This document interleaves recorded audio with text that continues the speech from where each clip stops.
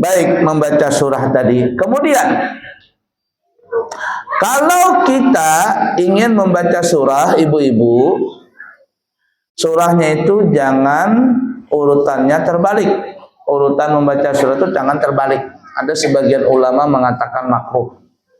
Bagaimana contohnya? Ini contoh ringan ya.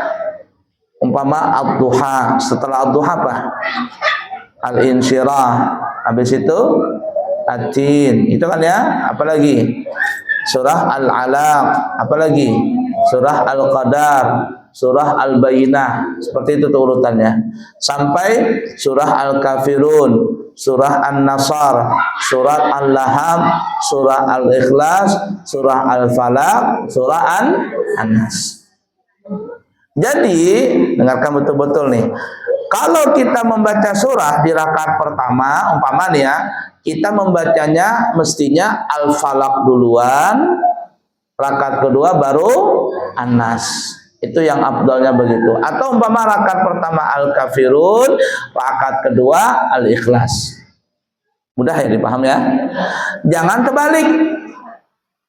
Ada imam terbalik membacanya. Walaupun nggak apa-apa, cuman kurang afdal saja.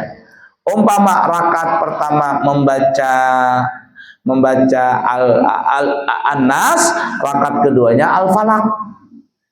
Ini tebal, urutannya terbalik gitu nah.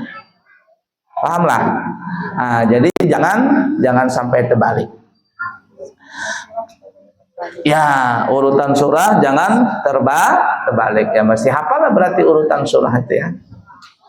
Nah, jangan terbalik. Ada dulu ada ustadz di Balikpapan ini.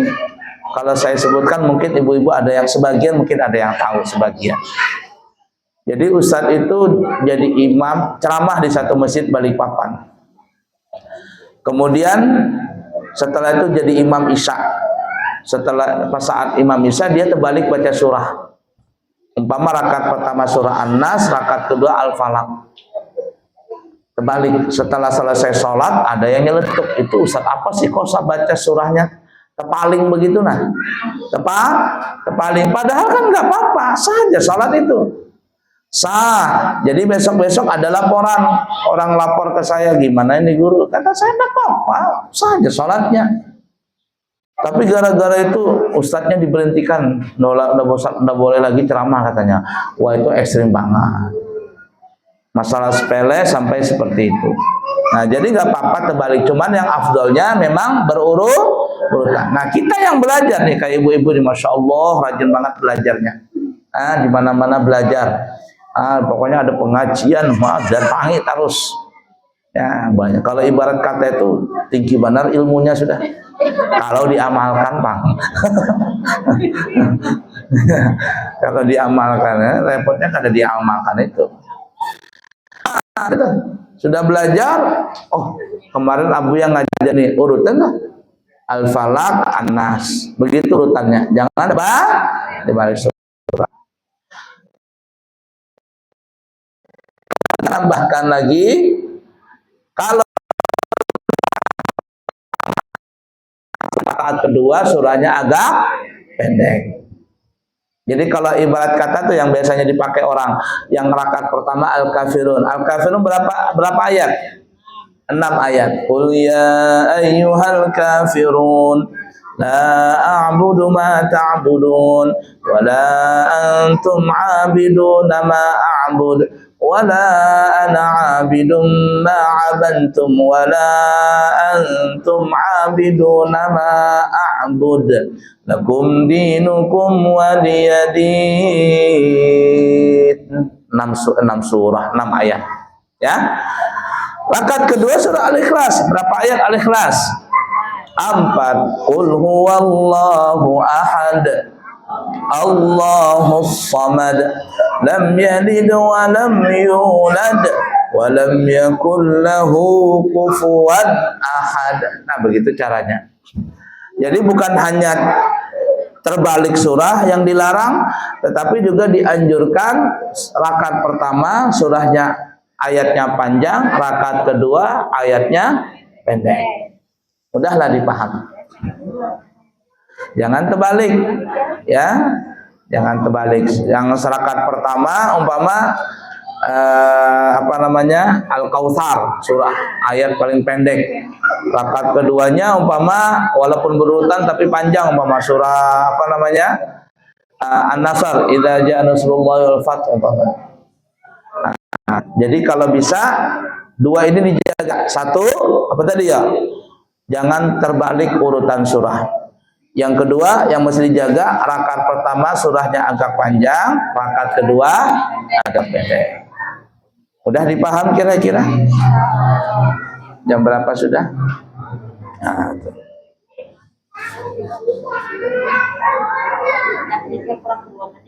jam 3 kurang 2 menit. Ada pertanyaan dulu dah. Kalau tidak ada kita lanjut. Ada? Tidak ada? Nah, lanjut ya. Lanjut baca. Sunnah membaca surat-surat pendeknya mufassal saat sholat maghrib, yaitu mulai surat Ad-Duha sampai surat An-Nas. Kalau kita sholat maghrib, pilihan surahnya adalah Ad-Duha sampai ke An-Nas. Pilih sudah di situ. Pilih sudah. Makanya orang-orang kita biasanya kalau maghrib itu pasti andalan kuliah, kulullah, kuliah, kulullah. Ya. Lanjut. Sunnah membaca surat-surat panjangnya mufassal di dalam sholat subuh dan zuhur. Kalau subuh dan zuhur, cari yang agak panjang. Bagaimana itu? Yaitu surah Al-Hujurat sampai surah Amma yatasaalun. Surah apa umpama? Surah Al-Qiyamah kah, surah Muzammil kah, Al-Mudaththir kah kalau hafal. Ya, subuh dan zuhur. Ya, kemudian lanjut. Sunnah membaca surah sesuai dengan urutan Al-Quran. Ini yang kita baru tadi bahas.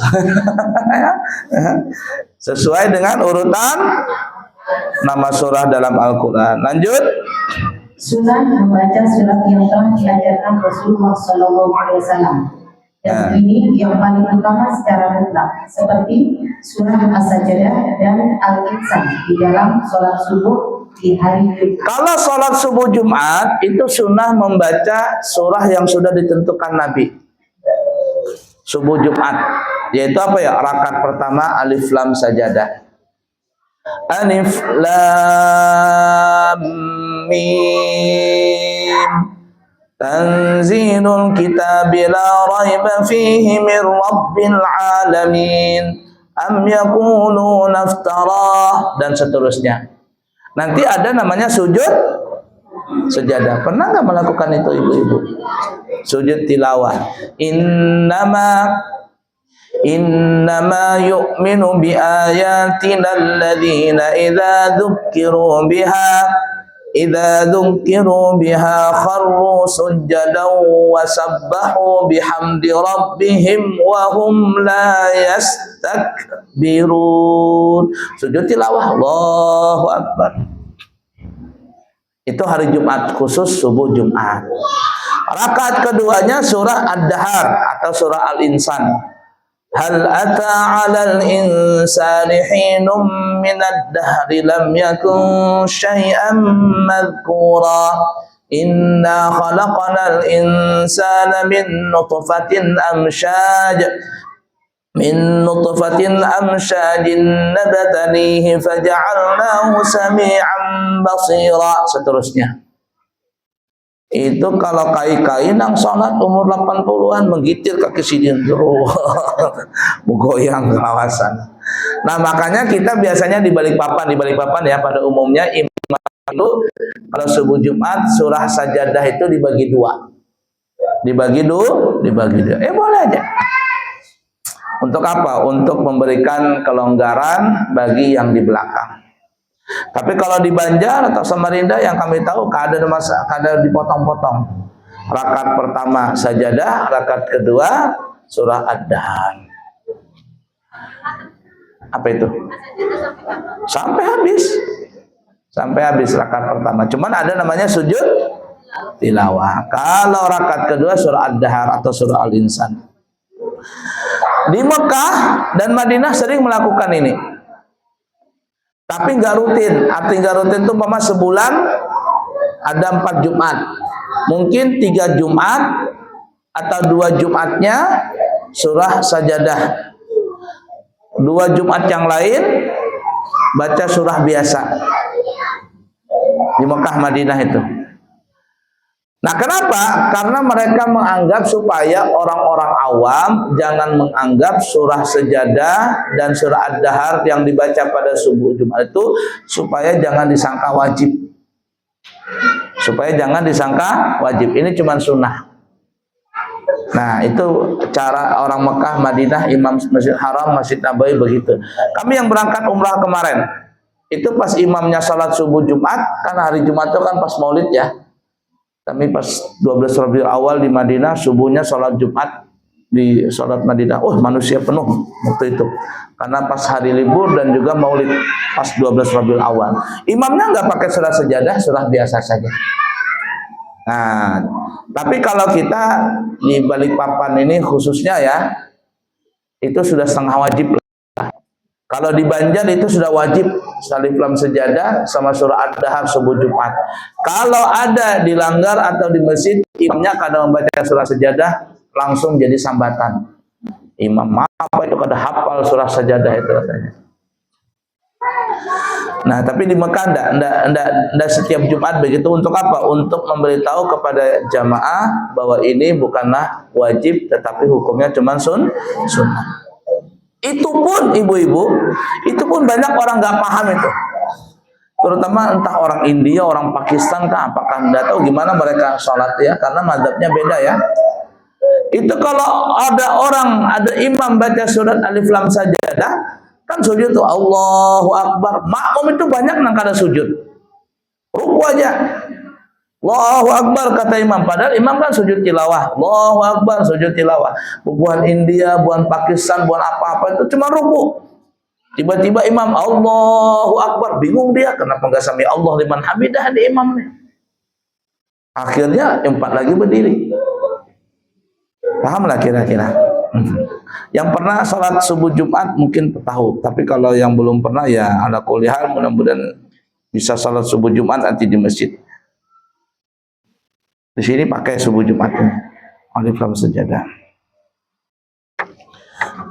Ada pertanyaan? Ya, silakan. Cukup dulu ya. Sampaikan afdolnya untuk membaca surah itu berurutan. Maksudnya berurutan itu apakah harus misalnya dari 100 ke 101 atau boleh loncat? Misalnya dari 100 ke 103. Bagus pertanyaannya. Ini juga sering ditanyakan sama orang. Apakah harus berurutan itu ya? Ad-Duha, kemudian An-Nasrah gitu ya. Atin, setelah itu enggak juga sih. Kalau mau begitu bagus. Ad-Duha dulu, kemudian Alam Nasrah. Bagus juga. Tetapi kata ulama cukup dikatakan berurutan itu artinya tidak mesti harus setelah surah yang dibaca pertama langsung di surah kedua, enggak langsung begitu. Yang penting boleh loncat. Ya. Umpama seperti Al-Kafirun rakaat pertama, rakaat keduanya apa? Al-Ikhlas. Sebenarnya kan setelah Al-Kafirun apa? Setelah surah Al-Kafirun surah An-Nasr. Idza jaa nasrullahi wal fath.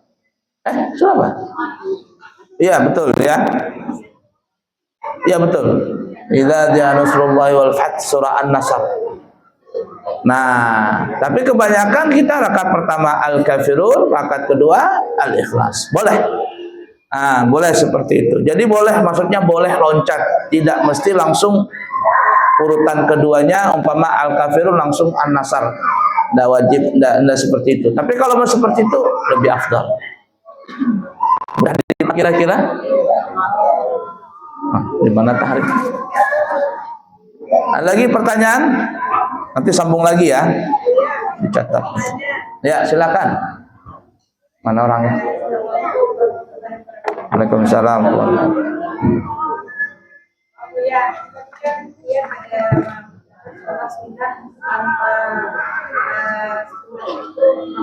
Makruh. Nah, jadi kayak gini ya, seandainya kita imam di masjid ya, sedang kami gini, sedang masuk di sholat wajib kan, Ya. kita beredar lagi. Bagaimana Bu ya? Apakah kita harus membaca surah? Jadi begini, ya. Kalau umpama kita masuk ke masjid, nah, mana-mana itu ada angka mundur. Setelah ada angka mundur.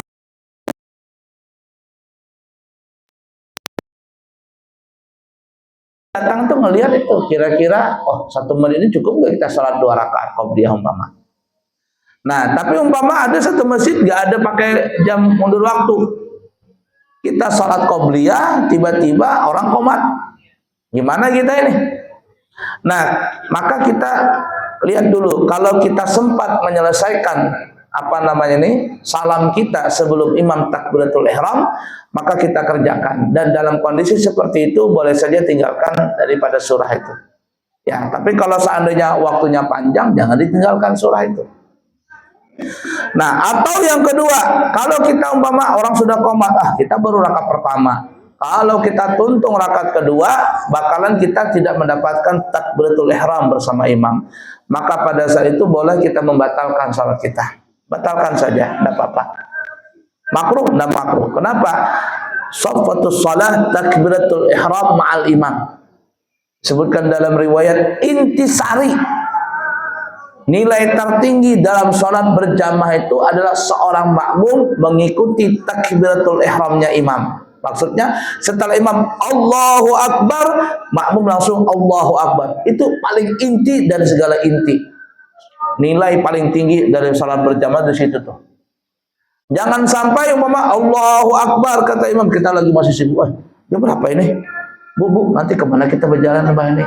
Berpandiran dulu sampai imam Allahu Akbar baru hanya dia takbiratul ihram. Dia nggak dapat inti daripada keutamaan dari salat berjamaah itu. Nah, jadi begitu ya. Kalau seandainya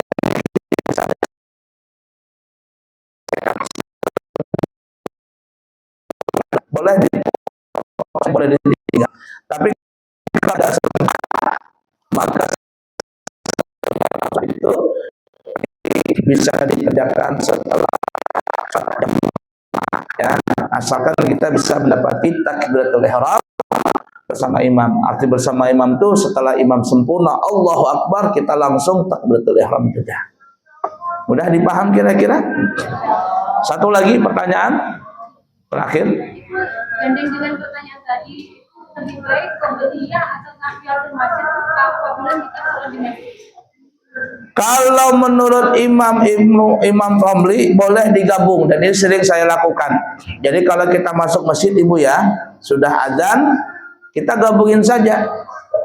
Allahu Akbar takbiratul ihram, kita niat dalam hati aku salat sunat wudu, salat tahiyatul masjid, dan salat qobliyah.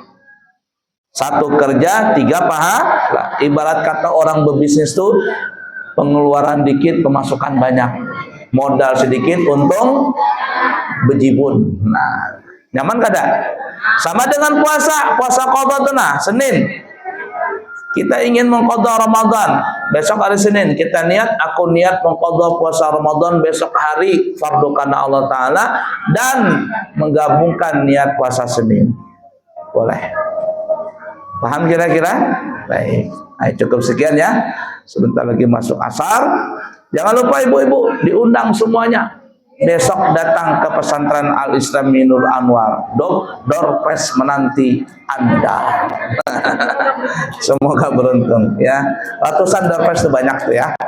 Cukup sekian, semoga bermanfaat. Subhanakallahumma wa bihamdika asyhadu an la ilaha illa anta astaghfiruka wa atubu ilaihi wa akhiru kalam. Wassalamualaikum warahmatullahi wabarakatuh.